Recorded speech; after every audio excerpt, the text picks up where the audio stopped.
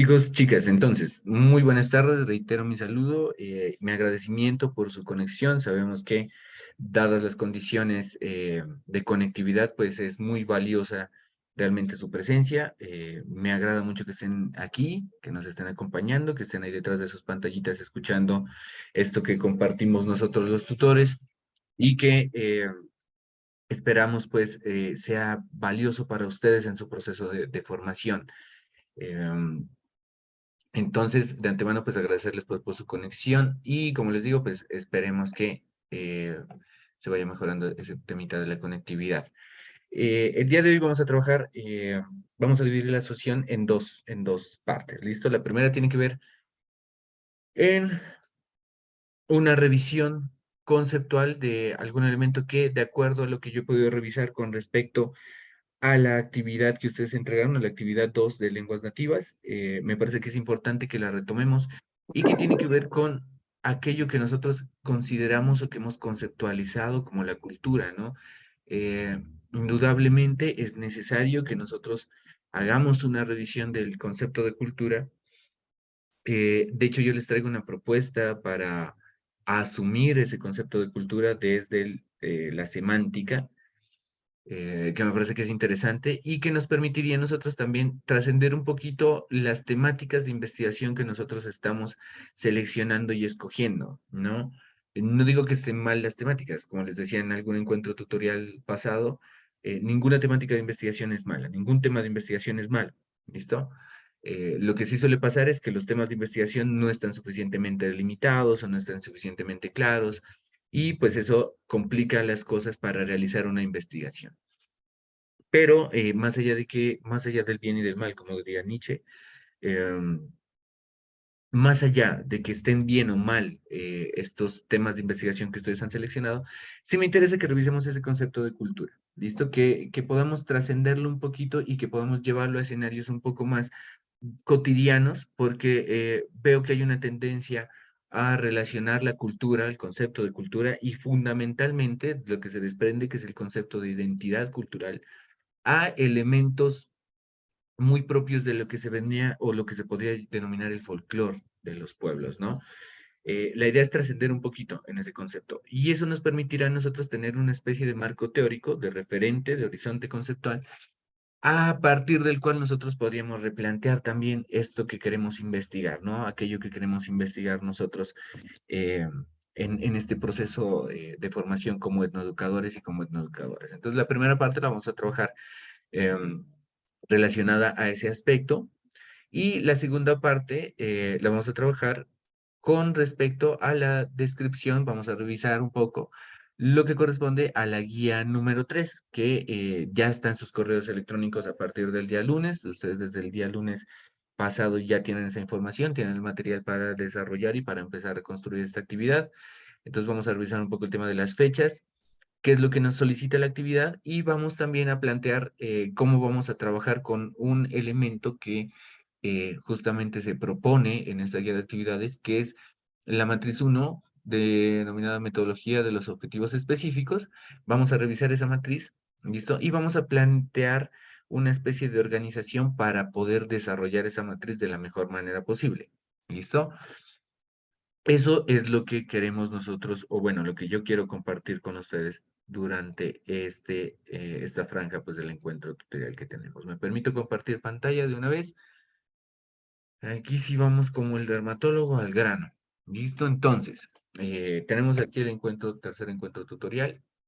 ¿Qué es la cultura? Entonces, la primera pregunta que yo les hago, y me encantaría que ustedes aquí interactúen con sus respuestas. ¿Ustedes qué consideran que es la cultura? ¿Qué es lo que ustedes piensan que es la cultura? ¿Qué es lo que hasta el sexto semestre, hasta el sexto periodo académico de la licenciatura en etnoeducación en la Universidad Nacional Abierta de Distancia UNAD, ustedes han logrado construir sobre el concepto de cultura? ¿Quién me da una manito? ¿Quién dijo yo? ¿Todos? ¿Por lista?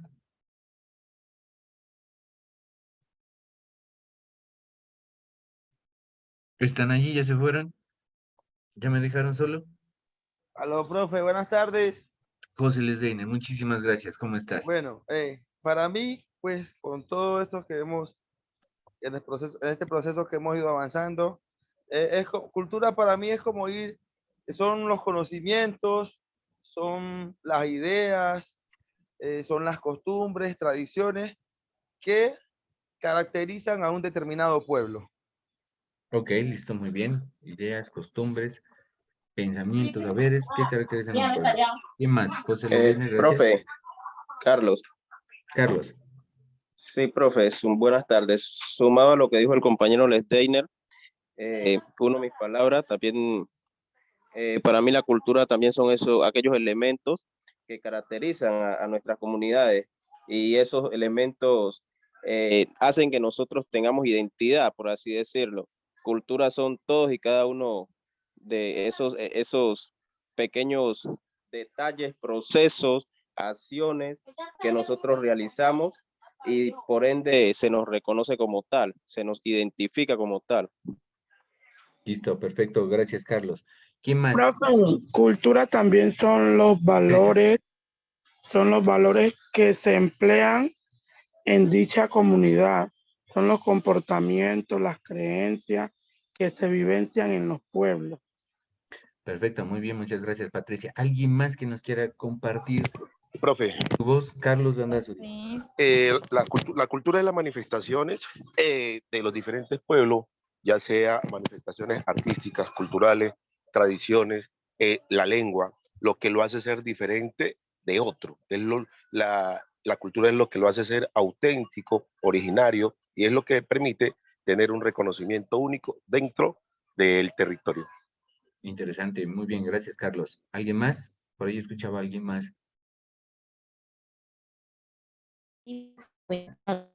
Profe. ¿Con Luli o Jenny? Luli, profe, pero creo que soy mal de mención. Un poquito. Si no, ahí en el chat me pueden dejar también la respuesta, ¿no? Yo voy a habilitar aquí el chat, que es donde lo dejé. Listo, profe, creo que ahora sí ya. Sí, perfecto. Profe, Ahí te cultura, escuchamos. todas aquellas prácticas propias de un grupo étnico o de una comunidad que los caracterizan o los identifican como únicas. Perfecto, muy bien, gracias. Perfecto, muy bien. Ahora yo les hago otra pregunta, chicos y chicas. Digamos que tenemos una concepción más o menos clara, ya ahora la vamos a revisar y la vamos a confrontar porque de eso se trata este encuentro tutorial. Digamos que tenemos una visión más o menos clara de lo que es la cultura. Yo les pregunto, ¿qué no es cultura? ¿Qué ustedes piensan que no sería cultura?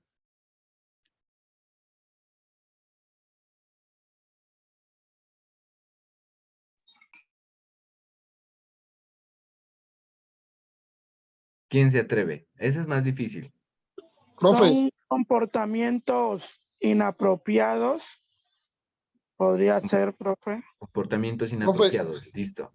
profe, ¿Sí? lo que no sería cultura para nosotros sería algo que no nos identifica como tal, o algo que no, con lo cual no nos recogemos como comunidad. Listo, con lo que no reconocemos. ¿Quién más? ¿Qué no sería cultura? ¿Qué no es la cultura?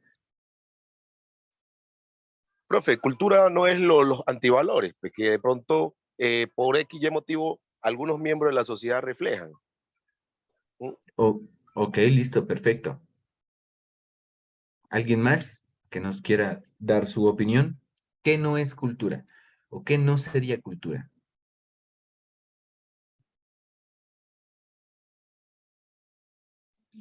Profe, ya habiendo dado, buenas tardes, ya habiendo dado la Buenas tardes. conceptualización de lo que es cultura, pues la no cultura sería todo lo contrario, obviamente, a lo que ya manifestamos como positivo. Sería en este caso la no identificación, lo que no nos hace diferente, como una homogéneos frente a todo tipo de otra cultura, sería una sola cultura, digámoslo así, donde no nos identifica diferencias entre una y otra, digámoslo de esa manera. Listo, muy bien. Yo les voy a dejar una pregunta y la vamos a responder al finalizar esta sección conceptual. ¿Listo? La educación. Esta pregunta la vamos a tener ahí de reflexión y mientras vamos conversando yo les voy compartiendo algunas cositas acá. Al final abrimos los micrófonos y respondemos. Y me encantaría contar con ustedes, pues, ¿no?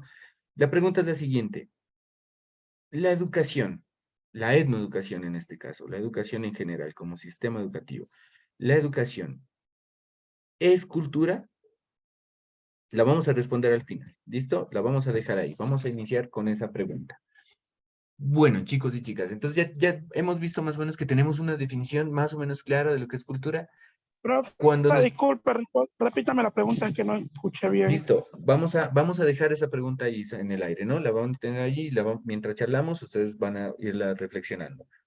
La educación, la etnoeducación, en este caso, ¿no? Y más particular, ¿es cultura o no es cultura? Vamos a responderla al final. ¿Listo? No me responda nada. O sea, necesito que la vayamos pensando al final. Vamos a reflexionar acerca de si la educación, la etnoeducación, es cultura. ¿Listo? Les decía entonces, tenemos una visión más o menos clara de lo que es cultura. Sabemos qué es la cultura. Tenemos un conocimiento, por lo menos tenemos una noción de lo que es la cultura. Las cosas se nos complican cuando nos preguntan qué no es la cultura. Se empieza a complicar un poco el asunto porque es una pregunta que implica una reflexión. O sea, en algunas, perdón, en algunas concepciones de la cultura, como lo vamos a ver más adelante, por ejemplo, se plantea incluso que la cultura es todo, ¿no? Todo lo que hacemos los seres humanos, pero pues esa es una definición bastante relativista, ¿no? Eh, si la cultura es todo, entonces, ¿qué no es la cultura? ¿Listo?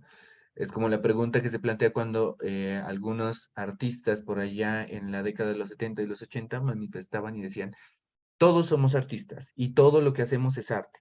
Y entonces, si todos somos artistas y todo lo que hacemos es arte, entonces, ¿qué no es arte? ¿Listo? De hecho, algún filósofo plantea que cuando la cultura o el arte, por ejemplo, se convierte en general, cuando todos hacemos arte, cuando todo es arte, eh, el arte deja de ser arte, deja de existir, porque ya sería una cuestión tan natural en nosotros que no existiría la necesidad de diferenciarlo de otro tipo de acciones. Lo mismo pasa con la cultura. Si todo lo que hacemos es cultura, entonces ya no existiría la palabra cultura y no existiría la cultura como tal, en el sentido en que nosotros ya naturalizaríamos eso que es la cultura, como la acción de comer. ¿Listo? La acción de comer nosotros ya no necesitamos definirla, porque es una acción ya natural en nosotros, ¿listo? Entonces nos sentamos, hacemos el ejercicio de llevar los cubiertos hacia la boca, ¿no? Y ya lo hacemos natural. O sea, yo creo que ninguno de nosotros, ninguno de ustedes, reflexiona sobre qué es lo que está haciendo cuando está comiendo. O sea, la acción de comer, ¿no? Nadie piensa en eso, ya es natural, ¿no? Como la acción de escribir, cuando ya aprendemos a escribir, se convierte en una acción natural, ¿listo? Así con muchas otras cosas.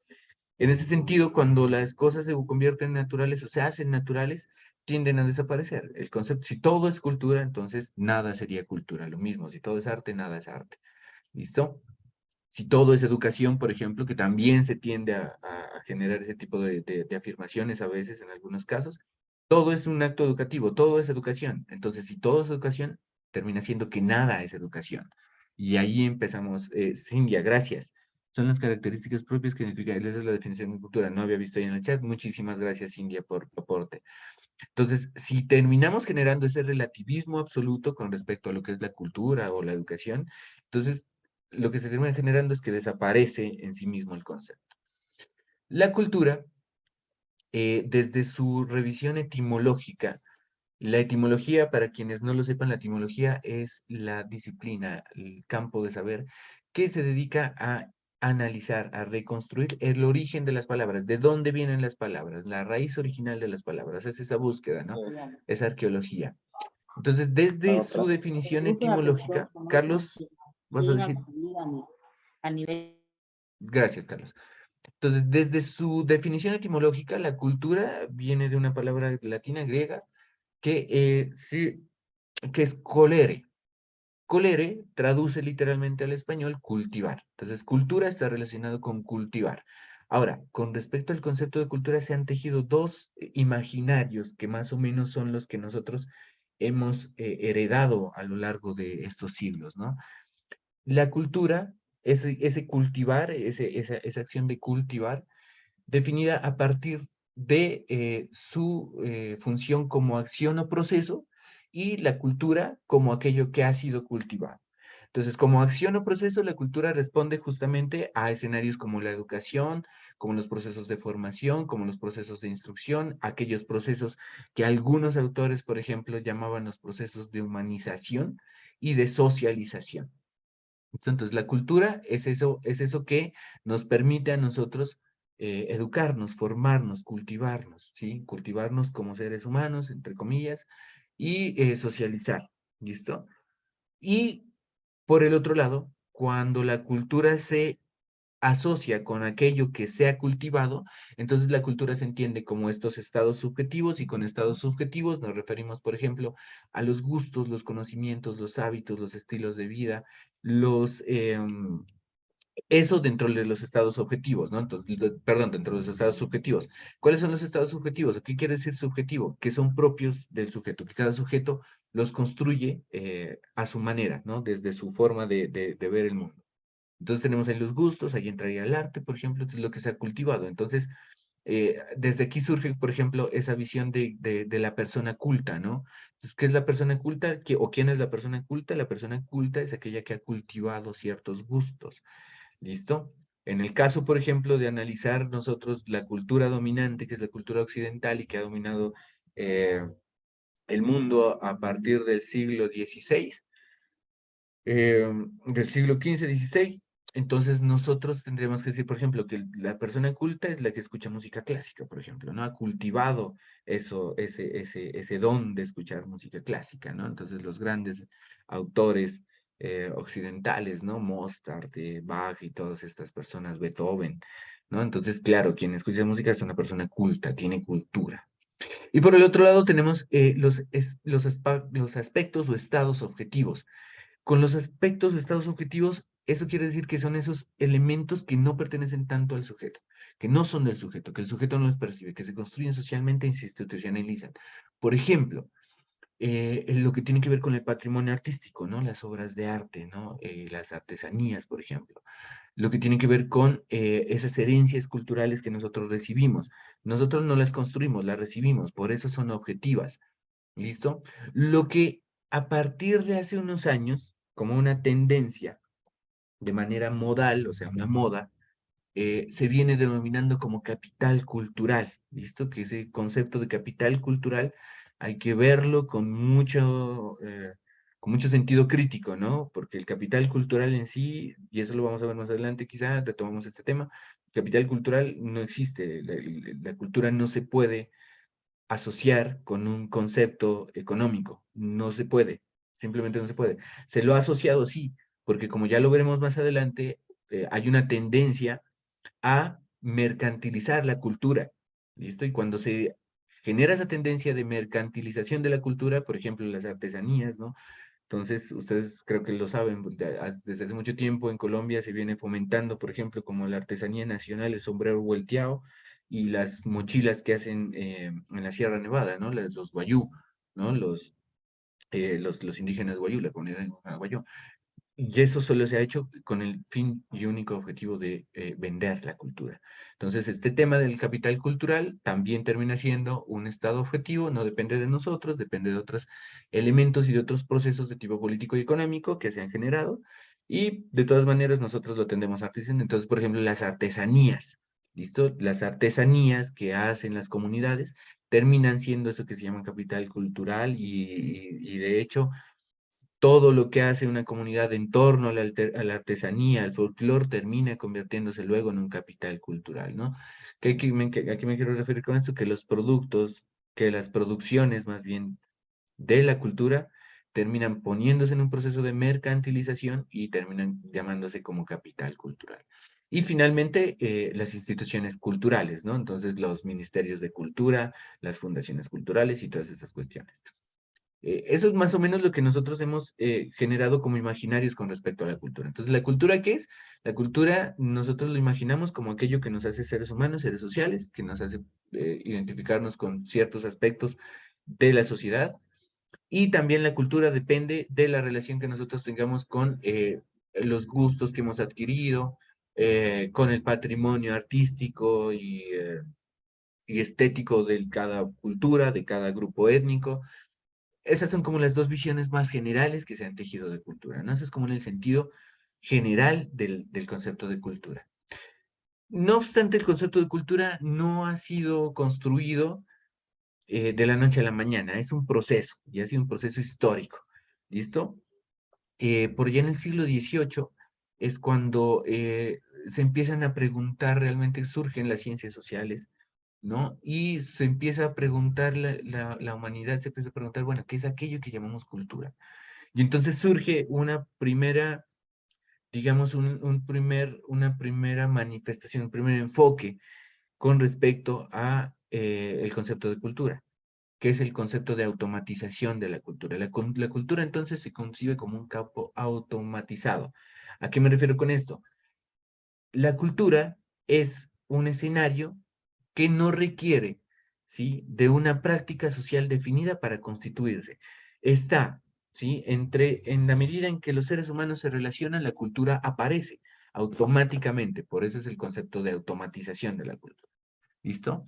Y como aparece automáticamente, entonces se empiezan a relacionar algunos conceptos que tienen que ver como con la construcción del patrimonio cultural, como el acervo colectivo, o sea, eso que cada grupo étnico, que cada comunidad ha construido a lo largo de la historia, de manera natural, por ejemplo, y que terminan convirtiéndose en esas obras valiosas, ¿no? Que tienen que ver con lo estético, hablo de pinturas, hablo de esculturas, hablo de artesanías como tal, que tienen que ver con obras valiosas en el campo de la ciencia. Entonces tenemos, por ejemplo, en la cultura occidental, la medicina occidental, la ciencia formal, ¿listo?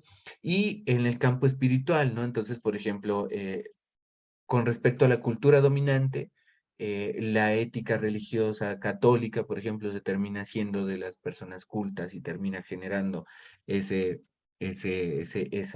creencia en que las personas que tienen los valores católicos y cristianos, pues son más cultos que otras, ¿no?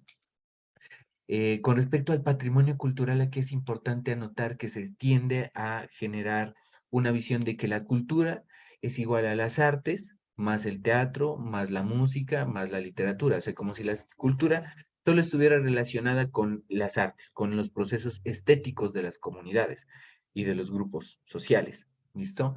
Y eso es lo que se asocia con el patrimonio cultural. Entonces, el patrimonio cultural, por ejemplo, se declaró la marimba patrimonio cultural de Colombia, y de hecho patrimonio cultural inmaterial de la humanidad, creo yo, si no estoy mal, hace unos 4 años, en el 2018-19, no recuerdo bien, se declaró patrimonio cultural. ¿Qué quiere decir esto? Que las músicas que se hacen con la marimba son un patrimonio de la humanidad, hacen parte de esos grupos estéticos y de esos valores estéticos que la humanidad pretende conservar.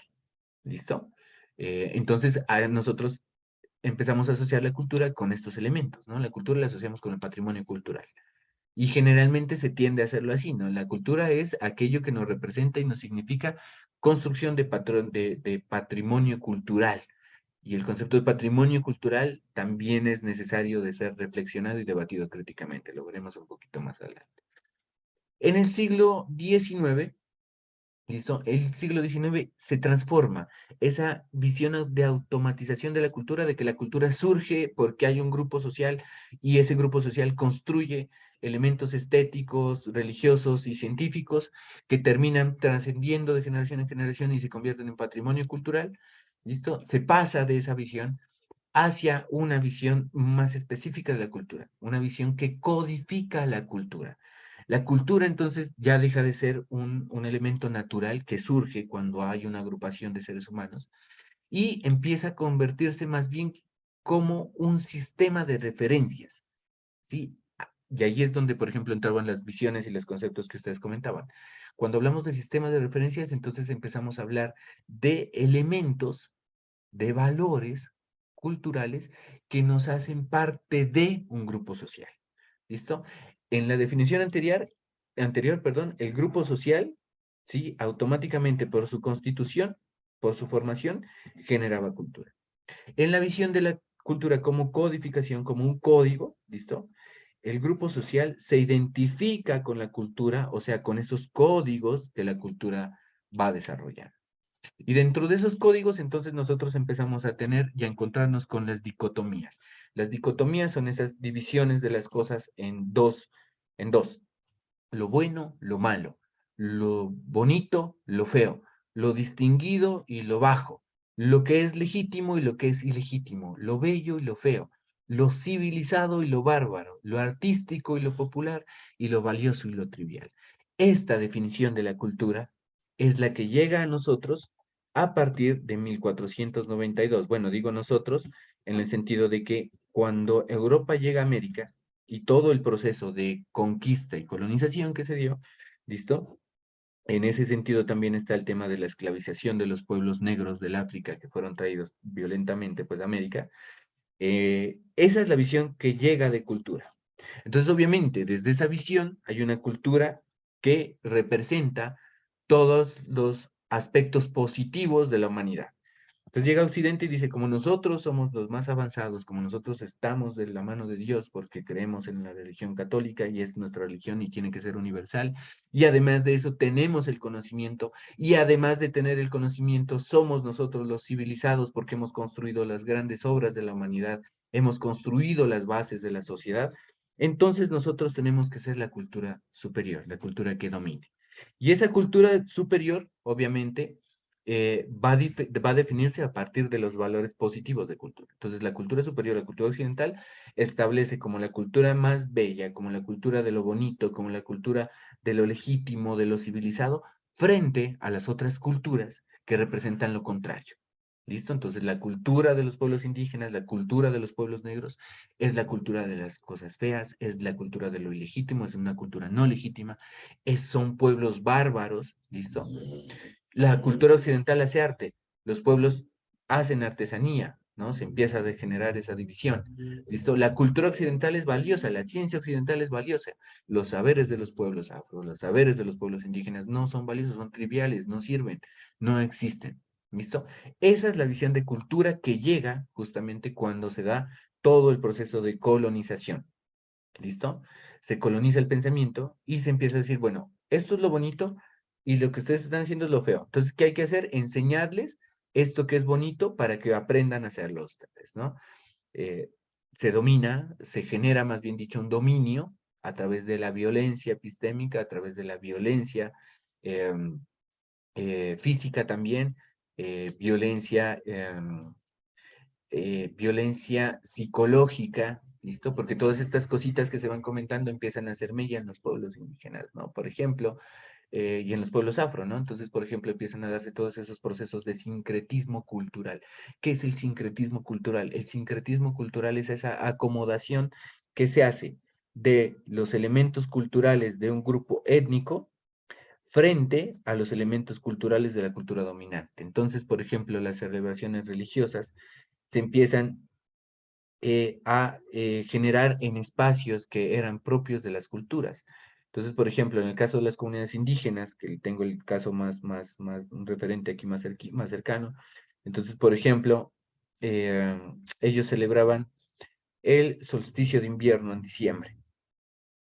¿Listo? Se celebra el solsticio de invierno en diciembre. ¿Qué hacen entonces las culturas dominantes? Dicen, bueno, esta celebración que es pagana, no es valiosa, que es trivial, que es de los pueblos bárbaros, la vamos a reemplazar por el natalicio de Jesucristo. Entonces, en diciembre no es que se celebra, ya no se celebra el equinoccio de invierno, el solsticio de invierno, perdón, solsticio de invierno, sino que se celebra el nacimiento de Jesús. Entonces, eso que era una fiesta propia de un pueblo termina transformándose en una fiesta que es propia de la cultura dominante. Y es para dar un ejemplo muy sencillo y muy básico, así como ellos hay miles, ¿no? Entonces, por ejemplo, para las comunidades afro, el tema de las deidades, ¿no? Africanas, ¿no? De la religiosidad afro. Entonces, por ejemplo, Santa Bárbara, ¿sí? Tiene también esos grados de sincretismo. No recuerdo muy bien a qué deidad africana corresponde Santa Bárbara, pero se hace allí un proceso de sincretismo. Entonces, esa deidad africana de los pueblos africanos que pertenecía a su cultura se la reemplaza por la figura de Santa Bárbara, y los pueblos africanos, por ejemplo, la asumen como si fuera propia. ¿Listo? se empieza a generar todos esos procesos de dominación cultural. Entonces, lo que ustedes están haciendo, como es incivilizado, como es bárbaro, lo reemplazamos con lo que viene de nosotros, de la cultura occidental me refiero, ¿no? Estoy hablando como si yo fuera el occidental. Entonces, los occidentales dicen, lo que ustedes hacen no está bien, lo que ustedes hacen no es bueno, no es civilizado, es bárbaro, es feo. Entonces, lo vamos a reemplazar por lo que nosotros les traemos, se lo imponemos, ¿listo? Y eso sí es lo bonito, y eso es lo bello, ya eso sí lo celebramos y lo aplaudimos. En el siglo XX,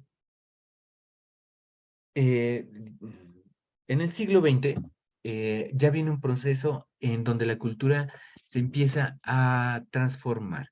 Y aquello que estaba haciendo, digámoslo, un ejercicio de dominación por temas violentos, se empieza a especificar. Y entonces se empieza a generar la dominación a partir de la institucionalización de la cultura.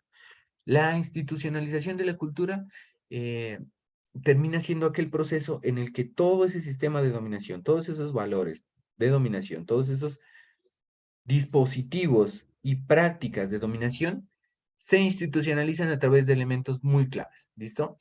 A través de escenarios políticos y administrativos. Entonces surgen, por ejemplo, el Estado necesita tener un dominio sobre la cultura. Y surgen en ese sentido, entonces, los ministerios de cultura, los institutos de cooperación cultural, las casas de la cultura, los museos, y surge ese concepto de política cultural. ¿Listo? ¿Qué son estos? ¿Para qué nos sirven estos conceptos? ¿Para qué nos sirve este proceso? Este proceso sirvió justamente para que el Estado empiece a tener control con respecto a cómo se gestionan los ámbitos culturales. ¿Listo? La cultura empieza a ser dominada ya no tanto por la cultura dominante occidental, sino ya por los estados. ¿Listo? Obviamente esto responde a unos intereses, esto no es gratuito, esto no quiere decir que el Estado en su infinita bondad, entonces dice, no, voy a administrar la cultura. No, esto responde a unos intereses. ¿Por qué? Porque dominar la cultura de los pueblos es dominar a los pueblos mismos. ¿Listo? Entonces, por ejemplo, cuando surgen los ministerios de cultura, los ministerios empiezan a decir, bueno, esto es cultura, esto no es cultura. ¿Listo? La cultura es esto que se hace en los museos, esto que nosotros exponemos en los museos. El resto de cosas que no están expuestas en los museos, que no están en las casas de la cultura, ¿listo? No son cultura. ¿Ya? Entonces empieza a generar una especie de dominio ya político, estatal, administrativo con respecto a la cultura, que genera procesos de marginación y de negación, ¿listo? Con respecto a las producciones de los grupos étnicos. Se empieza a plantear ya la pregunta aquí, y esta es la pregunta que yo les hacía al inicio, ¿qué es cultura y qué no es cultura? Entonces, desde el dominio, desde el sistema dominante, desde la cultura dominante y desde el Estado como ente controlador de los procesos culturales, se empiezan a manifestar una serie de elementos, una lista de chequeo de, perdón, se me fue la palabra, una lista de chequeo de necesidades, de cosas que tiene que tener una construcción cultural, una construcción social para que sean cultura o no. ¿Listo? Es una serie de características, se me olvidó la palabra características. Entonces, llegan los estados y dicen, si esta artesanía, digamos que los pueblos construyen una artesanía, un pueblo determinado, y si esta artesanía cumple con una serie de características, entonces es cultura. Si no las cumple, no es cultura. ¿Listo? Si no las cumple, no es cultura. Lo mismo pasa con la música. Si estas músicas cumplen estas características, entonces es cultura. Si no las cumplen, no es cultura y hay que marginarla y hay que dejársela solo para los pueblos allá en sus territorios y que no salga de ahí. No la vamos nosotros eh, ¿qué les digo? A promocionar. ¿Listo? No la vamos a promocionar. Allá verán los grupos con sus músicas. Pero si no cumplen estas características que son determinadas, ¿no? Que tienen que generar patrones de unidad nacional, que tienen que generar identidad más allá de los territorios, que tienen que estar bajo las condiciones de la cultura dominante, si no cumple estas características, entonces queda marginada, queda relegada. ¿Listo? Así la música, las artes, folclore, la gastronomía, todas las producciones de los pueblos, ¿sí? Terminan siendo marginadas y terminan considerándose en lo que es el folclore, que es diferente a lo que es la cultura. ¿Listo? En la segunda mitad del siglo XX aparece ya justamente esto que les comentaba al principio, que es esa fase de mercantilización de la cultura. Pues bueno, listo, ya llegó el Estado. Primero fue la cultura dominante occidental que dominó todo, ¿no? Lo bueno, lo malo, lo bonito, lo feo, lo bárbaro, lo civilizado, lo bárbaro, perdón. Luego llegó el Estado y dijo, bueno, más allá de eso, todo aquella construcción cultural que genera identidades nacionales, ¿no? Por la bandera, por ejemplo, los símbolos patrios, las músicas patrias. En Colombia pasa una cosa muy interesante y es que, por ejemplo, cuando en Colombia se habla de música colombiana, se habla de la música de la costa atlántica colombiana. La música colombiana, ¿cuál es? Y el folclore colombiano, ¿cuál es? ¿Y qué es la cultura? ¿Qué es lo que cuál es la música de la cultura colombiana? Entonces tiende a asimilar la cultura como a esas músicas de la costa atlántica o algunas músicas que se hacen en las zonas andinas, ¿no? Los bambucos, por ejemplo, no los bambucos sureños porque esos son asumidos también por las comunidades afro, ¿no? Pero los bambucos, por ejemplo, los torbellinos, los bundes, todas estas músicas, eh, los, la música de la costa atlántica, el vallenato, por ejemplo, eso es la cultura colombiana. Y si las demás músicas no cumplen estas características, pues no son cultura. Entonces, ya la dominó Occidente, ya ese dominio pasó a las manos del Estado y a mediados del siglo XX, bueno, el Estado dice, listo, bueno, tenemos aquí con la cultura un negocio importantísimo que estamos desaprovechando, que no lo hemos visto hasta el momento y hay que aprovecharlo. Entonces llega el capitalismo, el sistema económico dominante, ¿listo? Y dice, vamos, ya hemos explotado la naturaleza y la seguiremos explotando hasta el último de los días, hasta que la tierra lo soporte, vamos a explotar la naturaleza. Y ahora, además de explotar la naturaleza, vamos a explotar como mercancía aquellas cosas que hacen los grupos étnicos, que hacen los grupos sociales, que hacen las culturas en sus territorios. ¿Listo? Y se empiezan a crear estos conceptos que tienen que ver con los mercados del arte, las ferias artesanales, y un concepto que es bastante importante, de hecho, que nosotros deberíamos conocer, que es el tema de la apropiación cultural. ¿Listo? El tema de la apropiación cultural es un tema bastante delicado, muy, muy delicado.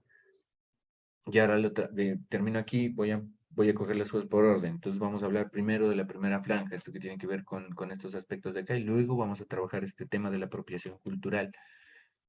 Entonces, ¿qué pasa cuando la cultura se mercantiliza? Se subordina a la cultura. ¿Y se la subordina a qué? A los valores del mercado.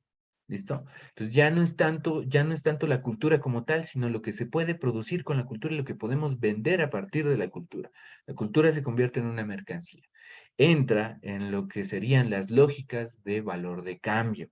¿Listo? Entonces se crea ya el concepto más definido de la artesanía. ¿Listo?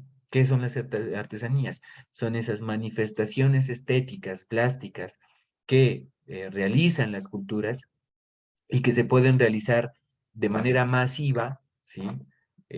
Muy propio justamente de ese proceso capitalista que es el tema de la producción en masa, ¿listo? Entonces se hacen de manera masiva y se las vende, se las comercia, se las intercambia, ya no por conocimientos o saberes como en un principio se hacía, sino que se las intercambia ya por un precio económico. La cultura entonces se convierte en una mercancía que está supeditada a la ley del máximo beneficio. No importa si esta artesanía me pertenece o no me pertenece. Lo importante es que yo pueda sacarle el máximo beneficio. ¿Listo? Entonces aquí viene ya el tema de la apropiación cultural. ¿Qué es el fenómeno de la apropiación cultural? El fenómeno de la apropiación cultural sucede cuando sujetos o miembros de cierta cultura se apropian, ¿sí? De elementos culturales característicos de otros grupos étnicos, ¿sí? Bajo la premisa de poder venderlo. ¿Listo? Entonces, por ejemplo, con las músicas de los pueblos negros en Colombia ha pasado mucho eso. ¿Listo? Entonces han venido, por ejemplo, gente que hace música, y voy a hablar de la música porque es el caso más evidente. Lo mismo podremos hacerlo con la literatura o con la pintura, ¿listo? Con las artes en general. Y no solo con las artes, con la gastronomía en general, de hecho, por ejemplo, también se puede hacer el ejemplo. Entonces llega gente, aprende un plato típico, por ejemplo, de la costa pacífica nariñense, digamos, el ceviche de piangua, se aprende a hacerlo. Entonces, ¿qué hace? Como ya aprende a hacerlo, le pareció muy bueno, entonces viene, monta restaurantes, ¿sí? con la receta que aprendió y genera el máximo beneficio con respecto a ese producto que no le pertenece culturalmente, pero que sí se lo apropia culturalmente. Lo mismo pasa con la música. Entonces el curulao, por ejemplo, el curulao es un sonido muy propio de las comunidades del Pacífico colombiano, ¿no? Y entonces llega un grupo y dice, ay, ve qué chévere que suena eso. Yo me lo voy a copiar, voy a aprenderlo, lo voy a copiar y lo voy a poner ya con lo que yo estoy haciendo y lo voy a vender, sin darle crédito absoluto a dónde pertenece o de dónde surge o de dónde viene. ¿Listo? Esa música. Ahora bien, una cosa es la apropiación cultural, otra cosa es el diálogo cultural. La apropiación cultural está supeditada a esa ley del máximo beneficio, o sea, me apropio de esto para venderlo y beneficiarme. El diálogo intercultural ya es otro elemento y es muy diferente, es a donde debemos llegar nosotros, de hecho, y es a donde nosotros debemos apuntarle cuando nosotros pensamos en la educación. Diálogo intercultural dice, bueno, listo, yo tengo esto, ustedes tienen esto, intercambiemos, charlemos, negociemos, a ver, negociemos culturalmente, no con dinero, negociemos a partir del saber, negociemos con saberes, ¿listo? Y vemos cómo podemos nutrir ambos procesos, ¿listo? Entonces, por ejemplo, el curulao se nutre mucho, por ejemplo, de la salsa, y la salsa nutre mucho al curulao en algunos casos, ¿no? En los casos en donde se da ese intercambio cultural y se generan nuevos ritmos y se generan nuevos procesos culturales supremamente interesantes. Eso es el diálogo intercultural, muy, muy, muy diferente a la apropiación cultural, que es sacarle el máximo beneficio a la cultura, ¿no? Y entonces, por ejemplo, llegan en las ferias artesanales y entonces dicen y sale gente, eh, por ejemplo, eh, supongamos que el señor Louis Vuitton, ¿no? O a ver quién, Dolce y Gabbana, ¿sí? Se interesan, por ejemplo, del tocado de las mujeres del Pacífico, ¿no? De las mujeres afro, ¿listo? Del turbante, el tocado, pues. Y dicen, ay, ve qué chévere eso, queremos vendérselo acá en Europa a las mujeres europeas. Se apropian sin darle crédito a la cultura, marginando totalmente la cultura, y sacan el máximo beneficio de la venta del turbante. ¿Listo? Eso es la apropiación cultural, que hay que revisar, porque bajo ese pretexto del diálogo de culturas, y aquí es donde tenemos que ser sospechosos y críticos, ¿listo? Bajo ese pretexto del intercambio cultural, del diálogo intercultural, se han generado realmente procesos de apropiación cultural. Y de hecho ustedes lo saben más que nosotros, más que mi persona en este caso, ¿listo? Porque yo he escuchado muchas veces, por ejemplo, y he escuchado, por ejemplo, yo trabajé en Bocas de Satinga mucho tiempo, ¿no? Y escuchaba ya, por ejemplo, yo decía, bueno, ¿y por qué no investigan sobre esto, no? Porque ustedes no publican sobre estos saberes que ustedes tienen, el tema de cómo manejan la tierra, el tema de cómo producen, por ejemplo, y de cómo están empezando a generar esos procesos de protección y cuidado de los manglares con respecto a la extracción, justamente a la extracción, perdón, de la piangua, ¿no? Porque la piangua el proceso de extracción de la piangua es un proceso que debilita los ecosistemas. Entonces las mismas comunidades se organizaron y empezaron a hacer el pianguómetro, creo que se llama, no recuerdo bien, pero es esa medida que debe tener la piangua para que pueda ser extraída. Y entonces la misma cultura, la misma sociedad, los mismos pueblos en sus territorios dicen, no, nos estamos aprovechando del medio ambiente, vamos nosotros a protegerlo y vamos a inventarnos las formas. Y yo decía, bueno, ¿y por qué ustedes no publican eso? No lo investigan y no lo publican, no lo socializan. Y entonces decían que les daba miedo hacerlo porque resulta, pasa, sucede y acontece que lo que han hecho los blancos o los occidentales o las otras culturas es apropiarse de eso que ellos saben hacer y que milenariamente han logrado construir y beneficiarse de ello, ¿no? Entonces, no, profes, que aquí han llegado investigadores, gente así que se hace pasar por muy dura y muy sabia, y lo que se hace es llevarse nuestro saber. ¿Listo? No nos benefician absolutamente nada a nosotros, todo lo contrario. Ellos se han beneficiado de estos procesos, ¿no? La academia fundamentalmente ha tenido mucho que ver también en ese proceso. La academia en este proceso de dominación y de homogenización de la cultura, pues lamentablemente han existido procesos de apropiación cultural. Y es ahí donde nosotros, desde nuestra visión muy crítica y reflexiva, obviamente, tenemos que defender ese patrimonio que nos pertenece. Lo del patrimonio es debatible hasta cierto punto, ¿no? Pero por ahora digamos que sí, la cultura es un patrimonio que nos pertenece, que le pertenece a cada cultura. Y por ahí lo decía, creo yo que fue, no recuerdo quién fue, pero alguien decía, la cultura es aquello que nos diferencia de los otros, ¿listo? Y como nos diferencia de nosotros, entonces nos pertenece, porque nos pertenece a nosotros, que somos un nosotros, pueblo, ¿listo? Nosotros en plural, en colectivo, nosotros como pueblo, y esto que hacemos nos pertenece. Y esto que hacemos y que nos pertenece nos diferencia de lo que hacen y les pertenece a los otros. Y ese más o menos es el concepto de cultura que vamos a trabajar. Ahora, esto que hemos revisado tiene que ver con lo que sería la visión política y social de lo que es la cultura. Pero entonces resulta que surge la antropología, como les decía, por allá a finales del siglo XVIII. Con las ciencias del positivismo y todo eso, pero bueno, se dividen las ciencias naturales y ciencias sociales. Las ciencias sociales, entre una de las más importantes ciencias sociales, o que permitió más bien dicho el desarrollo de las ciencias sociales como tal, fue la antropología. Entonces la antropología dice, bueno, tenemos que ocuparnos del concepto de cultura porque es un concepto bastante importante para nosotros. O sea, la cultura, de hecho, el concepto de cultura es la base de la antropología. Y esto, cuando la antropología empieza a preocuparse por la cultura, se empieza a generar una ruptura con respecto a la dominación eurocéntrica del mundo. Entonces llega un señor que se llama Taylor y escribe un texto que se llama Culturas Primitivas, o Primitive Culture. Aquí si estuviera el profe Brian me mata con esa pronunciación. Es Primitive Culture, ¿listo? Culturas Primitivas de Taylor. Y entonces él plantea una cosa que se llama la concepción total de la cultura, ¿listo? La concepción total de la cultura viene justamente de un proceso en la que la cultura se empieza a pensar de manera crítica. Y entonces tenemos que decir que no hay una cultura universal, porque hasta ese punto Occidente se decía la cultura universal, ¿no?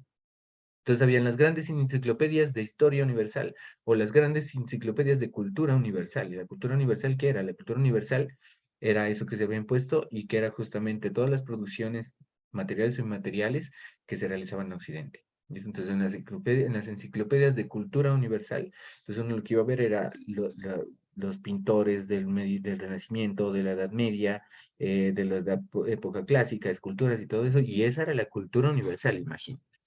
Entonces llegan y dicen, no, aquí hay que hacer una ruptura, la cultura no puede ser universal, la cultura realmente no es universal. Y hay que partir de unos hechos concretos, todos los pueblos, todas las organizaciones, todos los grupos sociales que se organizan social y comunitariamente, desarrollan cultura, construyen cultura. Y en ese sentido, todas las culturas en principio son iguales, en principio iguales. Porque aquí también tenemos otro concepto que también tenemos que desarrollar críticamente, que es el tema de la igualdad cultural, que bueno, ahí tiene sus pros y sus contras, sus aristas, ¿no? Hay que cogerlo también con puntilla. Hay que cogerlo más bien dicho con las puntillas de los dedos, ¿no? Cuando surge todo este debate, entonces llega Taylor y dice, bueno, vamos a hablar de una concepción total de la cultura. La cultura realmente es un conjunto complejo, o sea, no son las construcciones materiales o inmateriales, artísticas, ¿listo? Religiosas o científicas de un pueblo, no, la cultura es un conjunto que incluye los conocimientos, las artes, las creencias, la moral, el derecho, las costumbres y cualquier otra capacidad o hábito que el ser humano haya adquirido a lo largo de la historia. Entonces la cultura, el concepto de cultura se amplía. Ya no solamente está relacionado con la construcción, con las construcciones estéticas, o sea, me refiero con las construcciones artísticas, baile, músicas, pinturas, ¿listo? Sino que la cultura justamente es todo aquello, todo aquel hábito que el ser humano ha construido, y ese concepto de hábito es interesante, ¿no? Por ahí hay un autor que se llama Pierre Bourdieu, que lo aborda, me salió en verso. Entonces, es importante conocer el tema del hábito, ¿no? Entonces, desarrollamos hábitos.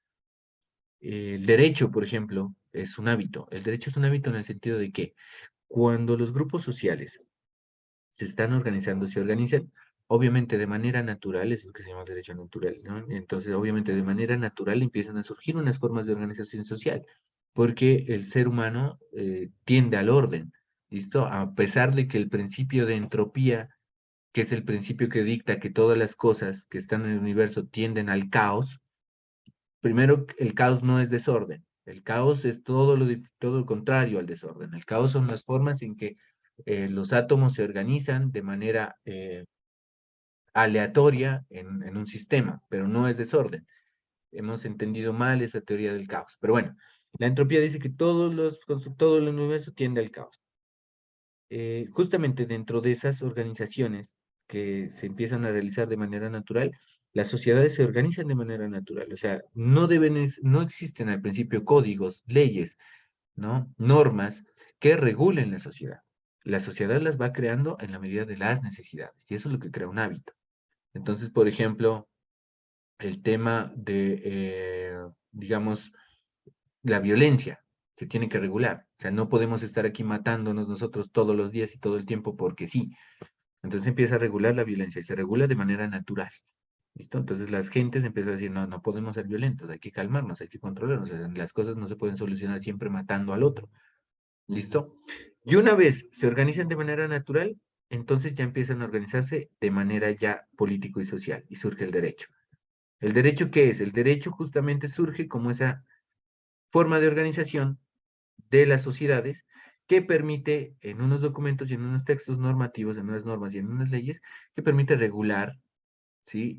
Las prácticas sociales de los grupos humanos. ¿Listo? Es un hábito que se convierte después en un discurso y luego en unas prácticas. Entonces, la cultura ya empieza a jugar con todo eso. No solamente es las artes, no solamente tiene que ver con lo estético, tiene que ver con los conocimientos que cada cultura, que cada grupo étnico, que cada pueblo construye, tiene que ver con las creencias que cada pueblo ha construido y que ha transmitido a lo largo de la historia, tiene que ver con la moral, con los sistemas morales, qué es lo bueno, qué es lo malo, y eso está regulado por la cultura. Aquello que es bueno para una cultura puede que para otra cultura no lo sea. ¿Listo? Aquello que es malo, igual para una cultura, para esa misma cultura, puede que no sea malo para otra cultura. Entonces aquí, por ejemplo, tenemos ese debate que se ha hecho siempre con respecto a la ablación, que es un proceso, yo no sé si ustedes saben qué es la ablación. La ablación es un proceso que algunas comunidades en el África todavía practican, que consiste en cortar, ¿no? En mutilar el clítoris de las mujeres, ¿no? Porque culturalmente hay que hacerlo. ¿Ya? O sea, culturalmente la cultura, esas culturas utilizan la ablación justamente con un sentido y un significado distinto. Si nosotros nos dicen eso, mutilar el clítoris de la mujer, para nosotros es totalmente escandaloso y está mal hecho, o sea, no se debería hacer. ¿Listo? De hecho, con los avances de la sociedad y con las nuevas formas de pensar el mundo, pues obviamente esas prácticas cada vez más están quedando en el olvido. ¿Listo? Pero culturalmente tiene un significado que para nosotros pueda ser escandaloso, que para nosotros pueda ser violento, es una cosa porque nosotros lo vemos con los ojos de nuestra cultura. Dentro de esas culturas, la ablación tiene su función cultural. Para nosotros no. Nosotros la vemos como mala. Ellos no la ven como mala. Entonces miren cómo cada cultura, cada grupo social construye también esos valores morales, construye también esos sistemas morales. Es decir, qué es lo bueno, qué es lo malo, qué es lo bonito, qué es lo feo. ¿Listo? En el caso, por ejemplo, en el siglo XVI, ya en el siglo XVI, miren cómo es tenaz del cuento cultural. En el siglo XVI, las mujeres que eran extremadamente delgadas no eran estéticamente agradables. Las mujeres delgadas en extremo eran consideradas como, perdón la palabra, ¿no? Y perdón que use este ejemplo, pero así pasó. Las mujeres extremadamente delgadas eran las mujeres feas de esa época. ¿Listo? Porque estar delgado o delgada en esa época determinada significaba, por ejemplo, estar enfermo, ¿listo? No tener buena salud, y por eso no eran tan agradables, no eran, digámoslo de estas palabras, no eran tan cotizadas las mujeres delgadas. ¿Qué pasa en la actualidad? Todas las mujeres quieren ser delgadas, ¿no?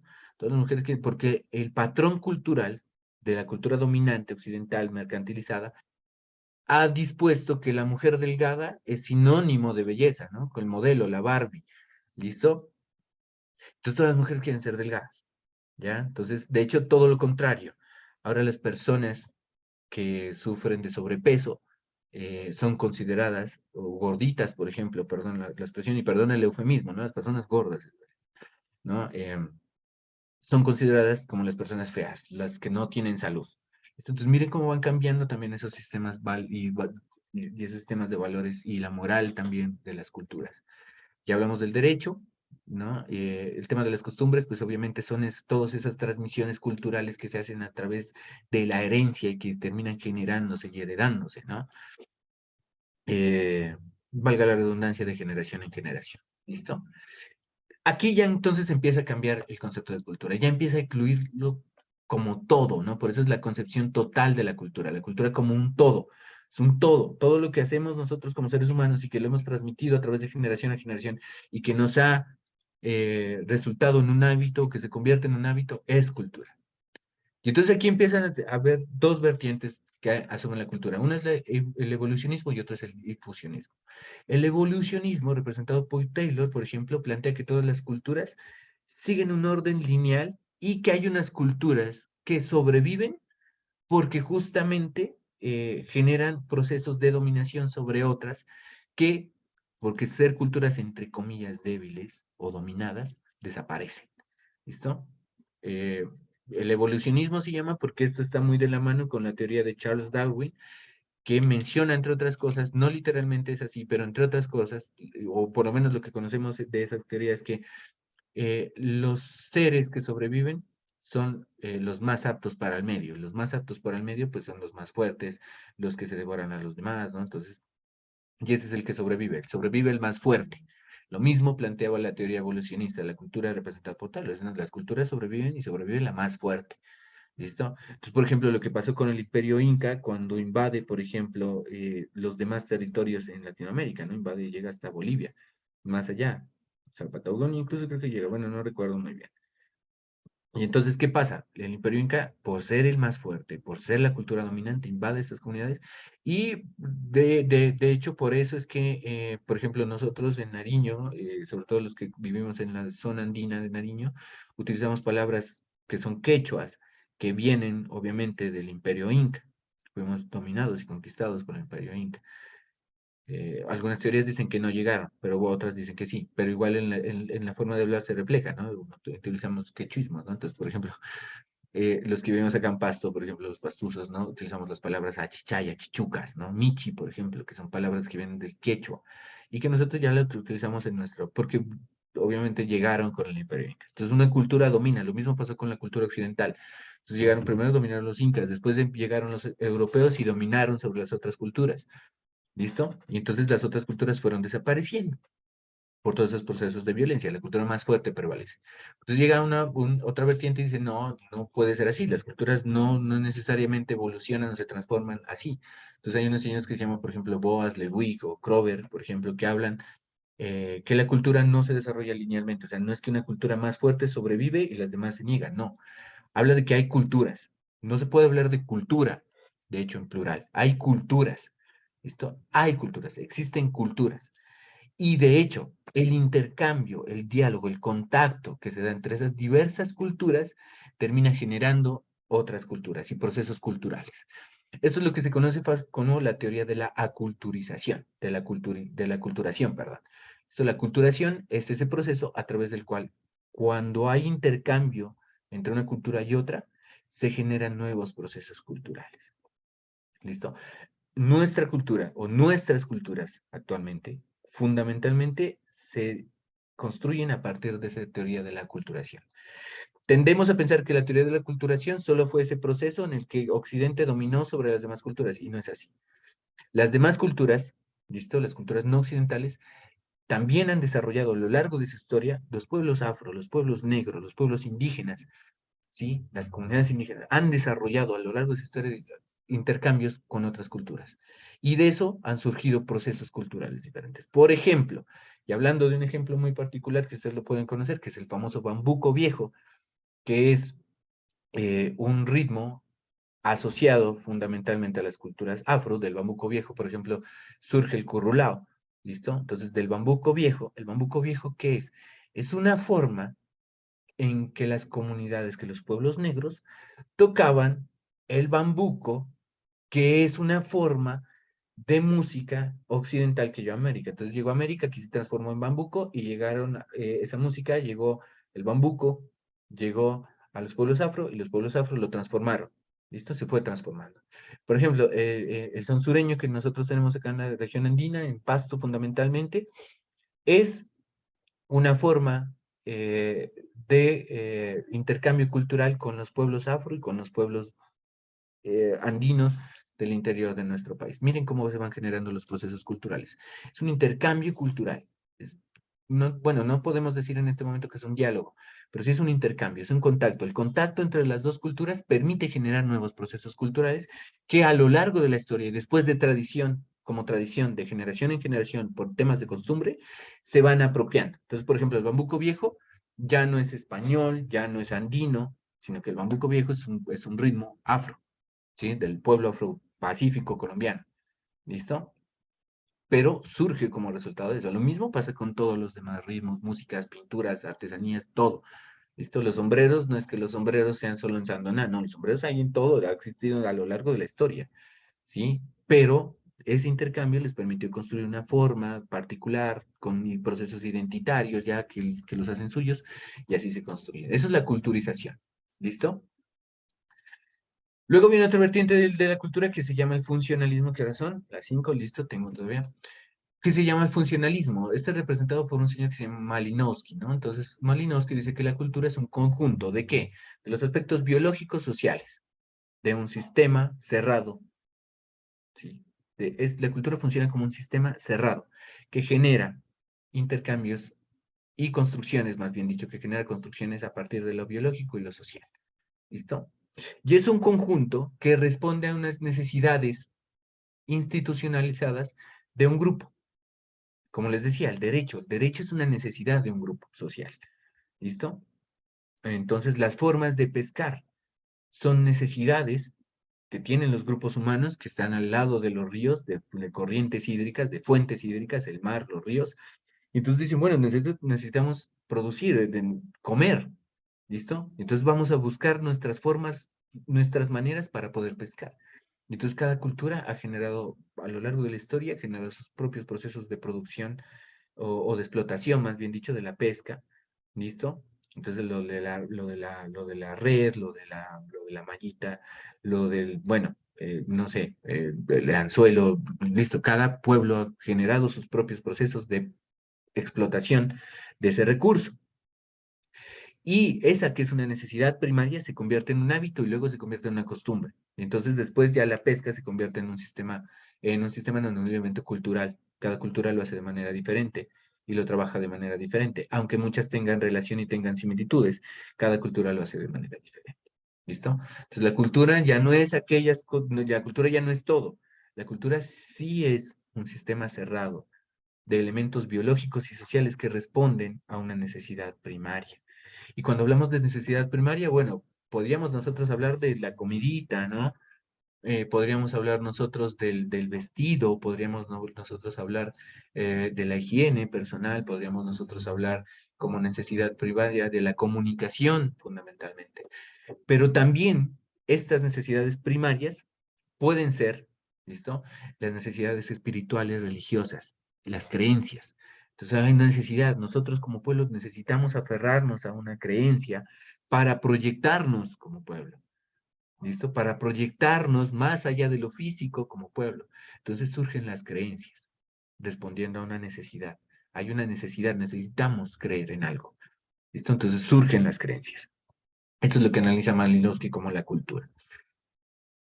Como dimensión, finalmente tenemos nosotros la cultura como una dimensión normativa. Entonces, ¿la cultura qué es? Según algunos autores, la cultura son esos normas, modelos, parámetros, esquemas de conocimiento, ¿listo? Esquemas, perdón, de comportamiento que desarrolla un grupo social, ¿listo?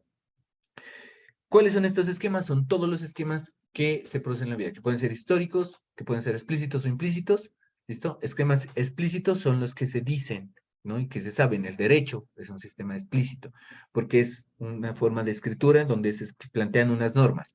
Los implícitos son los que sin necesidad de la norma, sin que exista la norma, hago este ejemplo, sin que exista la norma, la gente los hace, ¿listo? Como grupo social nosotros los hacemos. ¿Listo? Racionales o no racionales.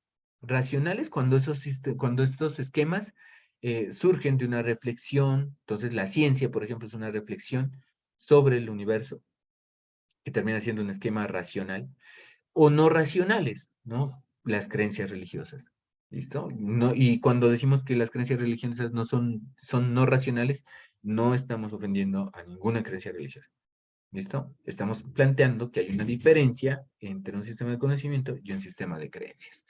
Pueden ser también estos esquemas espacio-temporales, o sea, corresponder a un cierto tiempo y a un espacio definido. Entonces, por ejemplo, lo que les mencionaba de cuál era el concepto de belleza femenina en el siglo XVI y cuál es el concepto de belleza en el mundo actual, ¿no? Entonces, cada sistema cultural construye patrones de relación con el otro que responden a ciertos espacios, a su espacio, perdón, y a cada tiempo. Por eso nosotros, por ejemplo, no podemos juzgar las culturas antiguas con los ojos de la cultura actual. ¿Listo? Entonces no podemos decir, por ejemplo, es que cómo van a decir que si llueve es porque se le hizo una danza al sol. Eso qué feo, nosotros ya sabemos por qué llueve. No podemos nosotros analizar las cosas con los ojos, no podemos analizar el pasado con los ojos de la actualidad. ¿Listo? Cada construcción responde a un espacio y a un tiempo definido. ¿Qué es lo que hace todo esto? Es guiar el comportamiento humano. ¿Qué es lo que hace la cultura? En últimas, entonces, la cultura lo que hace es guiar el comportamiento humano. Entonces, miren qué diferencia hay ya entre esa visión de cultura como expresiones culturales, como folclore, como las artes, ¿no? A una definición de cultura que nos permite decir que la cultura es todo aquel elemento, construcción social, histórica, que se ha transmitido a través de generación en generación, que guía, perdón, que gobierna o guía el comportamiento humano. Entonces hay una diferencia fundamental ahí. Y ahí tenemos que ver, para que replanteemos entonces esos temas de investigación, ¿listo? Para que cuando hablemos de cultura, entonces no solamente hablemos del folclore, sino que trascendamos de esa idea del folclore. Y entonces empecemos a ver en otros elementos que los hacemos cotidianos, que los hemos hecho cotidianos, que los hemos hecho naturales, elementos culturales. Entonces lo que tenemos que hacer nosotros como investigadores de la etnoeducación es desnaturalizar la cotidianidad, empezar a reflexionar qué ¿cuáles son esos comportamientos? ¿Cuáles son esos elementos? ¿Listo? Que solo hacemos nosotros como pueblo y que nos diferencia de los demás. Entonces llega una rama de una disciplina que se llama la semiótica, y la semiótica dice, no los voy a confundir con esto, voy a saltarme esto, pero voy a hablar en términos más generales. La semiótica dice que la cultura fundamentalmente son signos, son símbolos, son signos, son símbolos. ¿Listo? Entonces un signo, por ejemplo, es la letra A. ¿Listo? Es un símbolo. Pero cuando nosotros pronunciamos, aquí quienes hablamos español, la letra A, ya sabemos a qué se refiere. Nos lo han enseñado, lo hemos repetido, lo seguiremos repitiendo. ¿Listo? La cultura funciona igual. La cultura funciona como una construcción de signos que socialmente adquieren un significado. ¿Listo? Un significado propio. Entonces, por ejemplo, un signo es el turbante, es el cabello, por ejemplo, las trenzas, eh, los rizos, los churos, ¿no? Los rizos de las mujeres afro. Eso es un signo. Y cada cultura, las mujeres afro, los pueblos negros, entonces han generado un significado a esas trenzas, a esos rulos, a esos rizos, a ese turbante. Les han generado un significado, que es diferente al que nosotros, cultura diferente, otra cultura, le damos.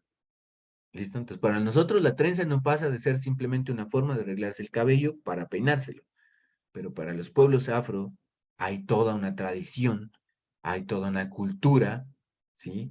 Que se marca en las trenzas. Con los rizos pasa lo mismo. Los rizos, por ejemplo, los rulos, los churitos de las mujeres afro, son fundamentalmente para los pueblos afro, más que un estilo de peinado determinado, son justamente la evidencia de la resistencia cultural. ¿Listo? Nosotros no lo vemos así, nosotros vemos, está churosa, pero ustedes, ¿sí? Las comunidades afro, ¿sí? Lo ven ya desde un punto de vista totalmente diferente, construyen un significado. Entonces, ¿qué es la cultura? La cultura justamente para la semiótica, y esa es la propuesta que yo les traigo para que ustedes analicen esos temas de investigación que están trabajando desde el punto de vista de la semiótica y desde el punto de vista de la teoría semiótica de la cultura.